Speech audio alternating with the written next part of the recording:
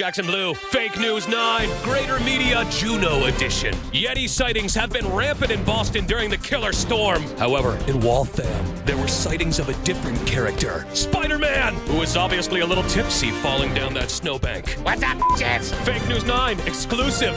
Look at these pizza boxes. There's lots of them because Lindsay likes cheese. PJ got so bored at the hotel, she started hallucinating. She actually tried to drink that child's head. Deplorable. Melissa's car got snowed in at the hotel. She asked this person to help, and this person, and this person, and this person, and this person, and this person, and this person, and this person. Fake News 9, we have cameras everywhere, outside.